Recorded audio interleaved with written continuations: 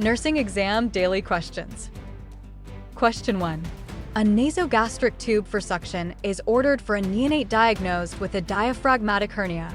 Which complication related to gastric drainage is the priority when planning care for this neonate? Weight loss, metabolic alkalosis, dehydration, hyperbilirubinemia. B. Metabolic alkalosis. Correct answer. In this case, the correct answer is B. Metabolic alkalosis. When a neonate with a diaphragmatic hernia is on nasogastric suction, excessive gastric drainage can lead to a loss of hydrochloric acid, resulting in metabolic alkalosis. This is the priority complication because it can have serious consequences on the neonate's overall health and well-being. Option A. Weight loss may occur as a result of gastric drainage, but it is not the priority concern compared to the acid-base imbalance that metabolic alkalosis presents. Option C. Dehydration is a possible complication due to fluid loss through gastric drainage. However, metabolic alkalosis takes precedence as it can have more immediate and severe effects on the neonate's physiological stability. Option D. Hyperbilirubinemia is not directly related to nasogastric suction or gastric drainage in this scenario and is therefore not the priority complication to address. Educationally, understanding the potential complications of nasogastric suction in neonates with specific conditions like diaphragmatic hernia is crucial for pediatric nurses. This knowledge enables them to anticipate, identify, and intervene promptly to prevent serious complications and provide optimal care for these vulnerable patients. Question 2. What is the priority nursing action when preparing a neonate born with a gastroschisis defect for transport to a pediatric hospital for corrective surgery? Covering the exposed intestines with sterile moist gauze. Wrapping the newborn warmly in 2 or 3 blankets. Providing sterile water feeding to maintain hydration during transport. Allowing the parents of the newborn to see their child prior to transport. A. Covering the exposed intestines with sterile moist gauze. Correct answer. The correct answer is A. Covering the exposed intestines with sterile moist gauze. This is the priority nursing action because the gastroschisis defect involves a hole in the abdominal wall, leading to exposed intestines, which are at risk for infection, dehydration, and heat loss. By covering the intestines with sterile moist gauze, the nurse can protect the organs from infection and prevent fluid loss. Option B. Wrapping the newborn warmly in 2 or 3 blankets is incorrect because while maintaining the newborn's body temperature is important, it is secondary to protecting the exposed intestines. Option C. Providing sterile water feeding to maintain hydration during transport is incorrect as neonates with gastroschisis are at risk for fluid and electrolyte imbalances. And providing water feeding without proper surgical correction can lead to complications. Option D. Allowing the parents of the newborn to see their child prior to transport is not the priority action as the immediate focus should be on protecting the exposed intestines to prevent complications. In an educational context, this question highlights the importance of prioritizing interventions based on the immediate needs of the neonate with a surgical emergency like gastroschisis. It emphasizes the critical thinking skills required in pediatric nursing to provide safe and effective care for neonates with complex conditions. Question 3. A 4-year-old child is admitted to the hospital secondary to the nurse suspect based on the current data. Hypernatremia, metabolic acidosis, hypotonic dehydration, isotonic dehydration. C. Hypotonic dehydration. Correct answer. The correct answer is hypotonic dehydration. The combination of high hemoglobin and hematocrit with low serum sodium indicates hypotonic dehydration. In this condition, there is an excess of solutes relative to water, leading to higher red blood cell concentration, elevated hemoglobin and hematocrit, and low serum sodium levels. Question 4.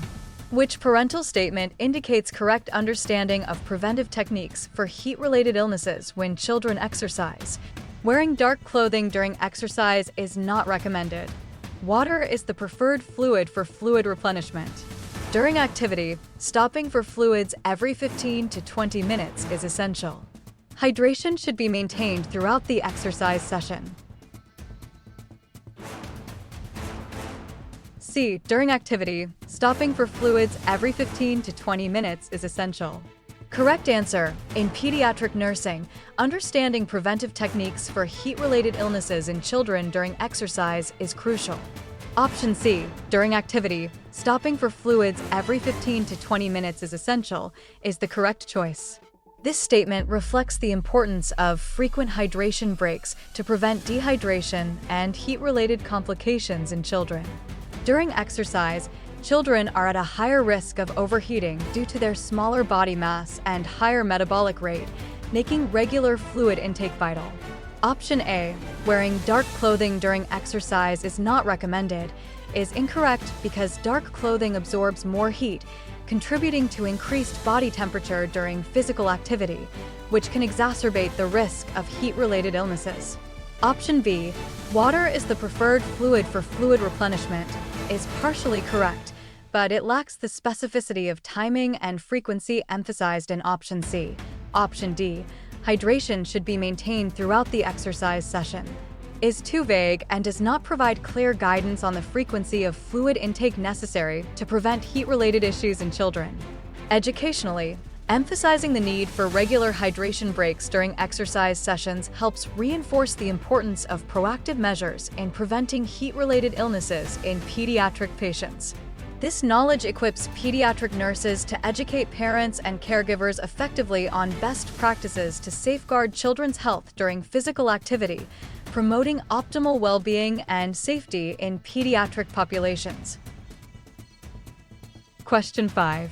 In the morning, a healthcare professional receives change of shift report on 4 pediatric clients, each of whom has some form of fluid volume excess. Which of the children should the healthcare professional see first? The child with tachypnea and pulmonary congestion. The child with hepatomegaly and normal respiratory rate. The child with dependent and sacral edema and regular pulse. The child with periorbital edema and normal respiratory rate. A. The child with tachypnea and pulmonary congestion. Correct answer. The child with tachypnea and pulmonary congestion should be seen first as these symptoms indicate a more severe form of fluid volume excess that requires immediate attention. Tachypnea is an increase in respiratory rate, which could be a sign of respiratory distress, and pulmonary congestion indicates fluid accumulation in the lungs, posing a significant risk to the child's respiratory function. Question 6. When caring for a child with hyponatremia, a nurse delegates care to a licensed vocational nurse, LVN, and instructs the LVN to promptly report which clinical manifestation: seizures, respiratory distress, hyperthermia, bradycardia. A. Seizures. Correct answer. Seizures are a significant concern in severe hyponatremia as they indicate potential neurological complications and the need for urgent intervention to prevent further harm to the child. Prompt reporting of seizures allows for timely assessment and appropriate treatment to ensure the child's safety and well-being. Question 7. A child with croup has an increased PCO2, a decreased pH, and a normal HCO3 blood gas value. Which finding does the nurse report to the healthcare provider based on these data? Uncompensated metabolic alkalosis, uncompensated metabolic acidosis, uncompensated respiratory acidosis, uncompensated respiratory alkalosis. C. Uncompensated respiratory acidosis. Correct answer. In this scenario, the correct answer is C. Uncompensated respiratory acidosis. This is because the child with croup has an increased PCO2, respiratory component, a decreased pH, and a normal HCO3, metabolic component, blood gas values. Respiratory acidosis occurs when there is inadequate excretion of carbon dioxide, leading to its buildup in the blood, resulting in a decrease in pH. The normal HCO3 level indicates that there is no compensatory metabolic response to the respiratory acidosis. Option A, uncompensated metabolic alkalosis, is incorrect because the HCO3 level is normal, ruling out metabolic alkalosis. Option B, uncompensated metabolic acidosis, is incorrect because the HCO3 level is normal, ruling out metabolic acidosis. Option D, uncompensated respiratory alkalosis, is incorrect as the child's PCO2 is increased, indicating respiratory acidosis rather than respiratory alkalosis. In an educational context, understanding blood gas values and their interpretation is crucial for pediatric nurses to assess and manage respiratory conditions effectively. Recognizing the acid-base balance disturbances aids in providing appropriate interventions and collaborating with healthcare providers for optimal patient care. Question 8. For a 6-year-old child with hypokalemia, which menu choice should the nurse encourage? Pizza with a fruit plate, chicken strips with chips, fajita with rice, hamburger with French fries. A. Pizza with a fruit plate. Correct answer. In pediatric nursing, it is crucial to understand the nutritional needs of children, especially when managing conditions like hypokalemia.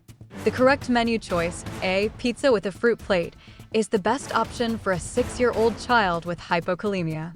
Pizza provides a good source of carbohydrates, proteins, and fats while also being customizable to include potassium-rich toppings like vegetables. The fruit plate further adds essential vitamins, minerals, and natural sugars, which can help replenish potassium levels. On the other hand, options B, C, and D are less ideal for a child with hypokalemia. Chicken strips with chips, B, and hamburger with French fries, D, are high in unhealthy fats and low in potassium, which can exacerbate the condition. Fajita with rice, C, may offer some nutritional value, but it lacks the potassium content needed to address hypokalemia effectively. Educationally, this question highlights the importance of considering not only taste preferences, but also nutritional content when choosing meals for pediatric patients with specific health needs. It reinforces the significance of individualized care and the role of nurses in promoting healthy eating habits to support children's overall well-being. Question 9. The healthcare professional is completing the intake and output record for a child admitted for fluid volume deficit. The child has had the following intake and output during the shift: for ounces of Pedialyte, 1/2 of an 8-ounce cup of clear orange Jell-O, 2 graham crackers, 200 milliliters of D5 1/2 sodium chloride 4. Output: 345 milliliters of urine, 50 milliliters of loose stool. How many milliliters should the healthcare professional document as the client's total intake? Give the numerical answer only. Do not include any units of measurement. For 40, 400, 410, 450. A. 440. Correct answer. In this scenario, the correct answer is A. 440. The healthcare professional should document the client's total intake by adding up all the fluids consumed by the child. The child consumed 4 ounces of Pedialyte, approximately 120 milliliters, 1/2 of an 8-ounce cup of Jell-O, approximately 120 milliliters, 2 graham crackers, minimal fluid intake, and 200 milliliters of D5 1/2 sodium chloride 4, totaling 440 milliliters. Option B, 400, is incorrect because it does not include the correct calculation for the intake of fluids.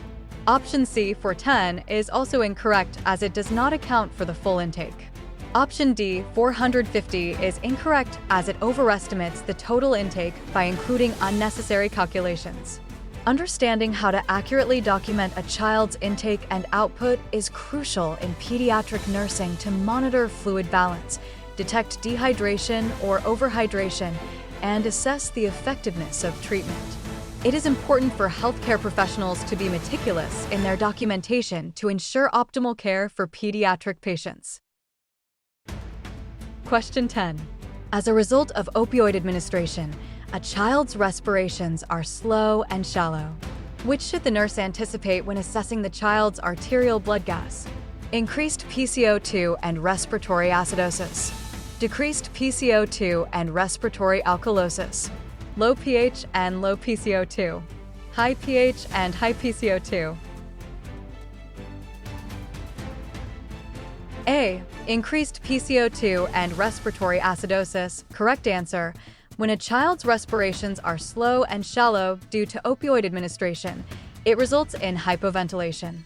This leads to retaining carbon dioxide, indicated by an increased PCO2 level on arterial blood gas analysis, and subsequently causes respiratory acidosis due to the buildup of CO2 in the blood. Question 11. Which is the priority nursing assessment when providing care for an infant at risk for dehydration? Urine output, urine specific gravity, vital signs, daily weight.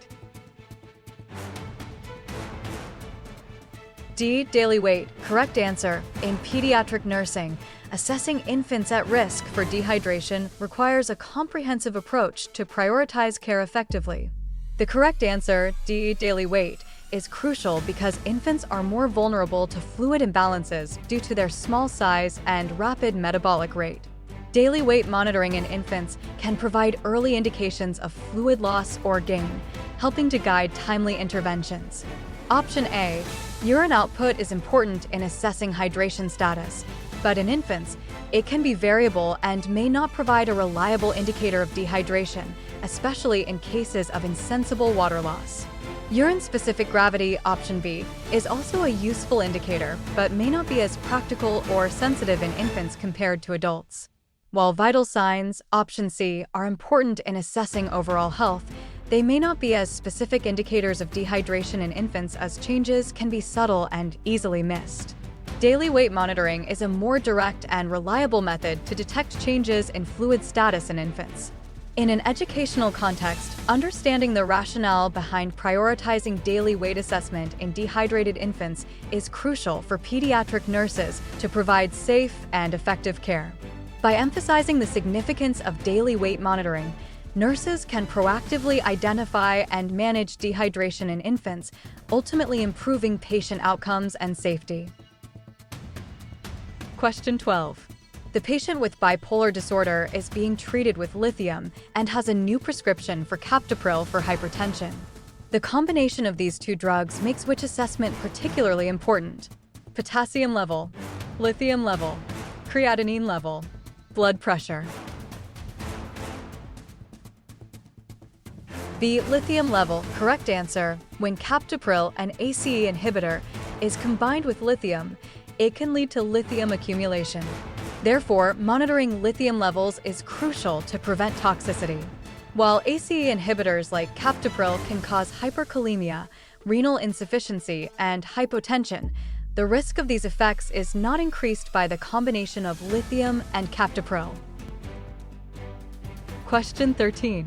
A nurse administers naloxone, Narcan, to a post-op patient experiencing respiratory sedation. What undesirable effect would the nurse anticipate after giving this medication? Drowsiness, tics and tremors, increased pain, nausea and vomiting. C. Increased pain. Correct answer. In this scenario, the correct answer is C. Increased pain. Naloxone is an opioid antagonist used to reverse the effects of opioids, such as respiratory depression. When naloxone is administered to a patient who is opioid dependent or has received opioids, it can precipitate acute withdrawal symptoms, including increased pain due to the sudden reversal of the analgesic effects of opioids. Option A. Drowsiness is incorrect because naloxone typically causes alertness rather than drowsiness. Option B. Tics and tremors are also not expected effects of naloxone administration. Option D. Nausea and vomiting are more commonly associated with opioid use rather than naloxone administration. In a pediatric nursing context, it is crucial for nurses to understand the pharmacological actions of medications they administer, particularly in critical situations like post-operative care. By recognizing the potential effects of naloxone, nurses can anticipate and manage adverse reactions effectively, ensuring the safety and well-being of their pediatric patients. Question 14. During a home care visit for an infant diagnosed with gastroesophageal reflux, which parental action observed requires intervention by the nurse? The infant's formula is mixed with rice cereal. The mother positions the infant in a high Fowler position while feeding. After feeding, the infant is placed in a car seat. The mother administers ranitidine, Zantac, to the infant using a syringe. C. After feeding, the infant is placed in a car seat. Correct answer: placing an infant diagnosed with gastroesophageal reflux in a car seat after feeding can increase the risk of reflux and aspiration. The semi-upright or high Fowler position is recommended to help reduce reflux symptoms during feeding. Adding rice cereal to formula can help thicken it and reduce reflux episodes. Administering ranitidine using a syringe is a common method of oral medication administration. Question 15. A toddler is admitted to the surgical unit for a planned closure of a temporary colostomy. Which medical prescription should the nurse question? Clear liquids today. NPO tomorrow. Type and cross-match for 1 unit of packed red blood cells. Rectal temperatures every 4 hours. Start an intravenous line with D5NS at 20 milliliters per hour. C. Rectal temperatures every 4 hours. Correct answer: in this scenario, the correct answer is C. Rectal temperatures every 4 hours. The nurse should question this prescription because taking rectal temperatures in a toddler who is scheduled for a colostomy closure can introduce the risk of infection due to the proximity of the surgical site to the rectum. Option A. Clear liquids today. NPO tomorrow is appropriate as it follows the standard preoperative fasting guidelines to prevent aspiration during surgery. Option B. Type and cross-match for 1 unit of packed red blood cells is also a valid prescription as it is essential for preparedness in case the toddler requires a blood transfusion during or after the surgery. Option D. Start an intravenous line with D5NS at 20 milliliters per hour is a common preoperative order to maintain hydration and provide glucose support during the perioperative period. In an educational context, it is vital for pediatric nurses to understand the rationale behind each medical prescription to ensure the safety and well-being of their young patients. Questioning orders that may pose risks or are not in the best interest of the child is a crucial aspect of advocating for pediatric patients' health and safety. Question 16. While caring for 4 different pediatric clients, which child is at the highest risk for dehydration? 7-year-old child with migraine headaches. 4-year-old child with a broken arm. 2-year-old child with cellulitis of the left leg. 18-month-old child with tachypnea. D. 18-month-old child with tachypnea. Correct answer: in this scenario, the 18-month-old child with tachypnea, rapid breathing, is at the highest risk for dehydration. Tachypnea can lead to increased respiratory rate, which can result in excessive loss of fluids through respiration, potentially causing dehydration. Option A. A 7-year-old child with migraine headaches is less likely to be at high risk for dehydration unless vomiting is a significant symptom. Option B. A 4-year-old child with a broken arm is not directly related to dehydration risk unless there are complicating factors like prolonged immobilization. Option C. A 2-year-old child with cellulitis of the left leg might have localized infection but not necessarily higher dehydration risk unless it leads to systemic symptoms like fever and poor intake. In a pediatric nursing context, understanding the signs and symptoms of dehydration in children is crucial for appropriate assessment and intervention. It is essential to recognize high-risk factors like tachypnea in infants and young children, as they are more vulnerable to fluid imbalances due to their smaller body size and higher metabolic rate.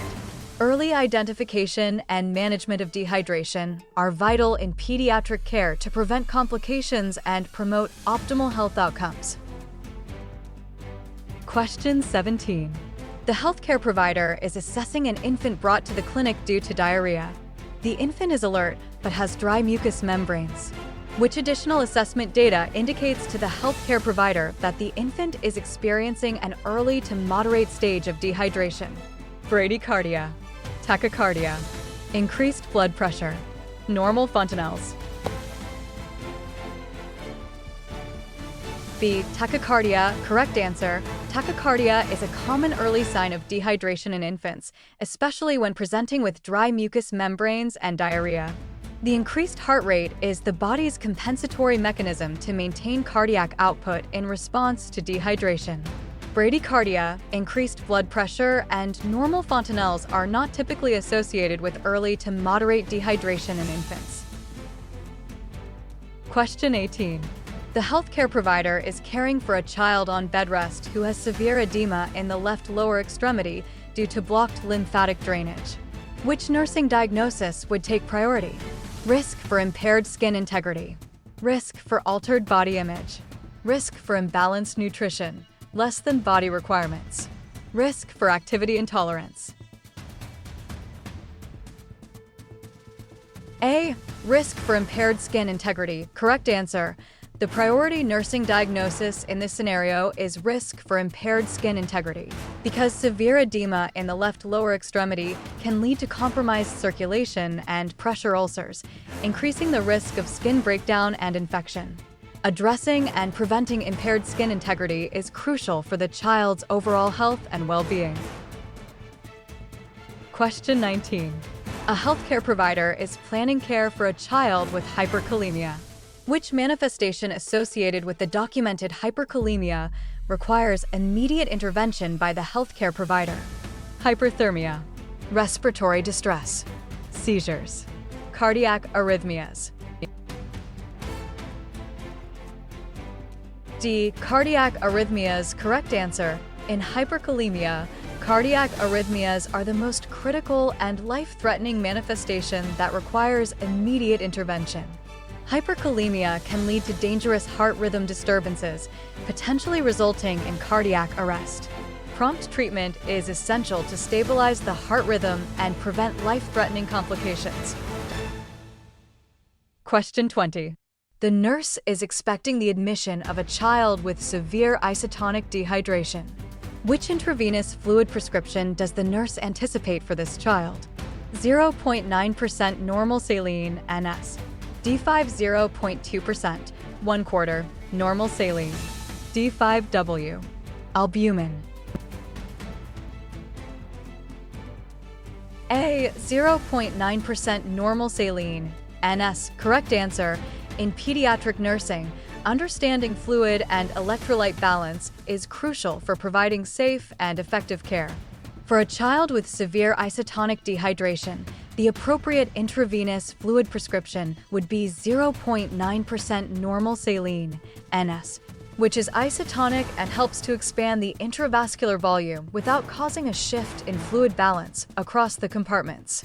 Option A is correct because 0.9% NS closely resembles the electrolyte composition of extracellular fluid, making it the most suitable choice for isotonic dehydration. This solution helps to restore fluid volume without causing significant changes in electrolyte concentrations. Options B and C are incorrect. D5 0.2%, 1/4, normal saline, and D5W are hypotonic solutions, which could worsen the child's condition by causing fluid to shift into the cells, leading to potential complications like cerebral edema. Option D, albumin, is a colloid solution that is typically used for specific situations like severe hypoalbuminemia or certain cases of shock. It is not the first-line treatment for isotonic dehydration in children. Educationally, this question highlights the importance of understanding the principles of fluid and electrolyte balance in pediatric patients. It emphasizes the need for nurses to select the appropriate intravenous fluids based on the child's clinical condition to prevent adverse effects and promote optimal outcomes. Question 21. A child is admitted to the hospital for hypercalcemia and is placed on diuretic therapy. Which diuretic would the nurse expect to administer?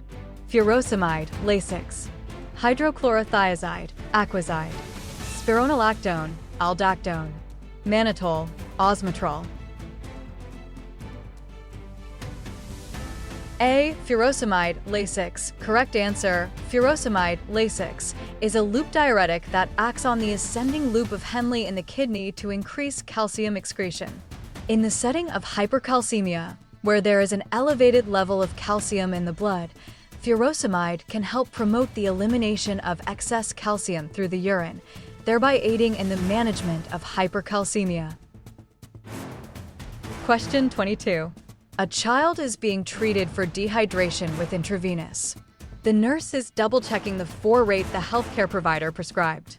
The formula the healthcare provider used was for maintenance fluids, 1,000 milliliters for 10 kilograms of body weight plus 50 milliliters for every kilogram over 10 for 24 hours. Replacement fluid is the percentage of lost body weight times 10 per kg of body weight. According to the calculation for maintenance plus replacement fluid, which hourly rate will the nurse implement for 24 hours? 88 milliliters per hour, 86 milliliters per hour, 81 milliliters per hour, 83 milliliters per hour. The 86 milliliters per hour correct answer. In this scenario, the correct answer is option B. Question 23. Why is the specific gravity for infants lower than for older children? Infants have a greater body surface area. Infants have a higher basal metabolic rate. Infants have a greater percentage of body weight that is water.